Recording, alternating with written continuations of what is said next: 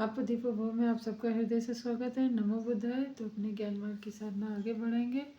और आप लोगों का कैसा ध्यान चल रहा है? आशा है अच्छा ही चल रहा होगा। जितना ध्यान लगाएंगे उतना ही आपको फ़ायदा होगा। तो एक व्यक्तिगत सवाल किसी ने पूछा कि जीवन क्या है। तो जीवन की परिभाषा तो हर एक व्यक्ति के लिए अलग अलग है, उसके जीवन के अनुसार है, उसके कर्मों के अनुसार है। परंतु एक सबके लिए अगर बोले तो जीवन एक सुखमय जीवन जीने के लिए, एक सरलतापूर्वक जीवन जीने के लिए क्या? रोटी, कपड़ा और मकान। सर भी ढका रहे, तन भी ढका रहे और पेट की भूख भी शांत रहे। इससे ज़्यादा और किसी को क्या चाहिए? परंतु जो हमारे मन की लालसाएं बहुत हैं, इच्छाएं बहुत हैं, दूसरे से अपेक्षाएं बहुत हैं, जीवन इन्हीं से कांटों में हो जाता है। क्योंकि जब हम किसी से, दूसरों से अपेक्षा रखते हैं किसी के कार्य पूरा होने की या अपनी कोई इच्छा पूरी कराने की, बस उसी समय हमारा मन हमारे मन में बस में नहीं रहता है और हमारा दुख का कारण बन जाता है। क्योंकि दूसरों से अपेक्षा करना ही दुख का उद्गार होना होता है। हम दूसरों से उसी बात की अपेक्षा करें कि हमसे ज्ञान में कितना ज़्यादा है, हम उससे कितना ज्ञान ले सकते हैं। अगर आत्मशुद्धि की बात करेंगे तो ही हमारा उद्धार होगा। अब ऐसा नहीं कि हर समय हम आत्मशुद्धि की ही बात करेंगे।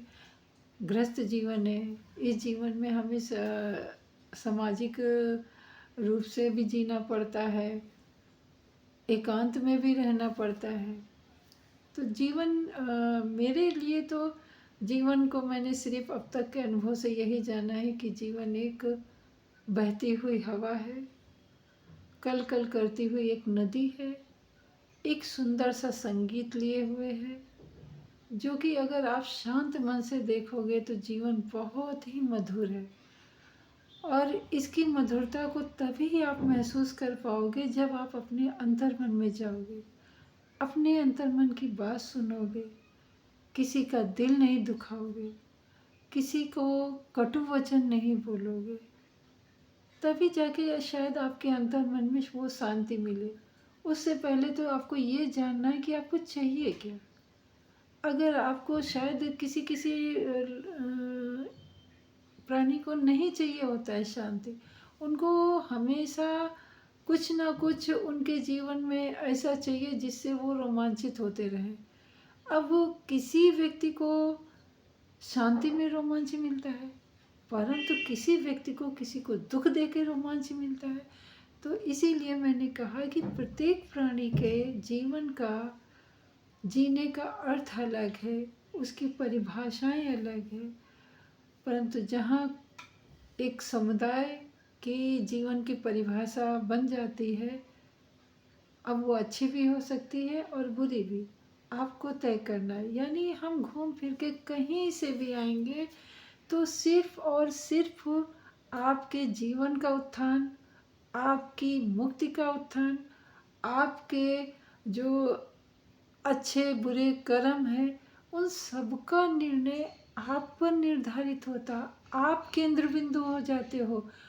आप ही अपना जीवन उज्जवल बना सकते हो और अंधकार बना सकते हो।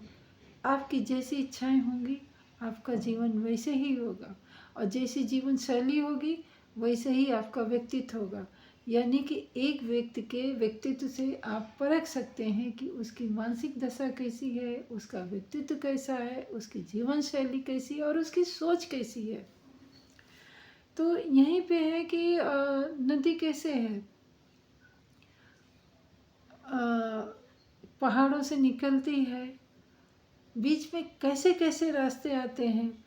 कहीं बलवर ज़मीन आती है, कहीं ऐसी मिट्टी आती है, कहीं ईंटें पत्थर पहाड़ पेड़ पौधे सब आते हैं उसकी राह में। परंतु नदी अपना किनारा, अपना रास्ता खुद बनाती हुई चलती है और सबको किनारे पे ला के रख देती है। और कुछ को तो अपने साथ ही बहा के लेके चलती है।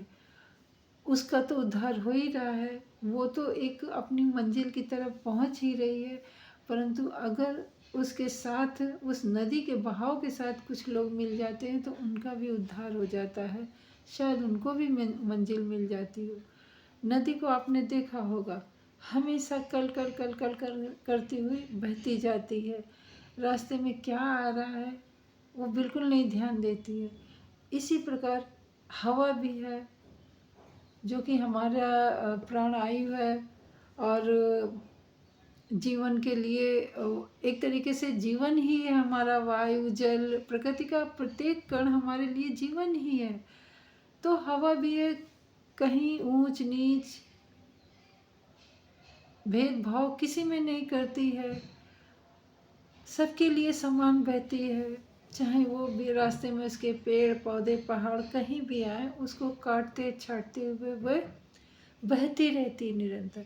इसी प्रकार अगर हमारा जीवन भी निरंतर बहता जाएगा, हमारे जीवन में बहुत सारी कठिनाइयाँ आती हैं, ऐसा नहीं, और प्रत्येक प्राणी के जीवन में कठिनाइयाँ आती, उसके अनुसार आती कि वो अपनी कठिनाई को कितना महत्व दे रहा है और कितना महत्व नहीं दे रहा है। ये उस बात पर निर्भर करता है कि उसके लिए वो कठिनाई कितनी बड़ी है। तो कठिनाई आती है, हमेशा के लिए तो नहीं रहती है। आज आई है, कल जाएगी, कल नहीं तो परसों जाएगी, किसी न किसी दिन तो वो जाएगी ही। क्योंकि समय है, समय रुकता नहीं है, समय सबको परिवर्तित करता है। उसी प्रकार हमारा जीवन भी वैसे ही यापन अपने को करना चाहिए कि सब हमारे जीवन में कोई भी क्षण एक पल के लिए टिकता नहीं ना। जैसे सांसें आती जाती हैं, और जो अभी मेरी सांस गई वो कभी मेरे जीवन में पलट के नहीं आएगी। आएगी तो दूसरी सांस आएगी, नवीनकरण के साथ आएगी। तो इसी प्रकार हमारे जीवन में जो भी परिस्थितियां हैं, अगर बुरी हैं वो भी व्यतीत होंगी, सुखी हैं, सुखद हैं वो भी व्यतीत होंगी। यानी हमेशा के लिए कुछ भी नहीं है, सब निरंतर है, सब अनित्य है, सब जाता है, सुख जाता है तो दुख आता है, दुख जाता है तो सुख आता है। यानी ये सर्कल, ये चक्र हमेशा घूमता रहता है। इसीलिए भगवान बुद्ध ने भी धम्म चक्र समय का बनाया, क्योंकि जैसे जैसे हमारी सांसें आती जाती हैं और जीवन दिन प्रतिदिन चलता जाता है, समय के अनुसार घूमता जाता है, इसीलिए भगवान बुद्ध ने अपनी सांसों को तो पकड़ के मोक्ष प्राप्त कर लिया, निर्वाण को प्राप्त हो गए। वो तो एक ईश्वर से भी आगे हजारों कदम निकल गए। तो क्या हम लोग अपना भी थोड़ा सा भी उद्धार नहीं कर सकते अपनी सांसों को देके? वीडियो बहुत लंबी हो गई है, मैं अपनी वाणी को यहीं पे विराम देती हूँ। मुझे सुध ही नहीं रहती है कि मैं आप लोगों से कितना बात कर जाती हूँ। तो मिलते हैं अगली वीडियो में, तब तक के लिए नमो बुद्धाय। मंगल हो आपका भी, हमारा भी और सृष्टि के समस्त प्राणी जनों का। साधु साधु।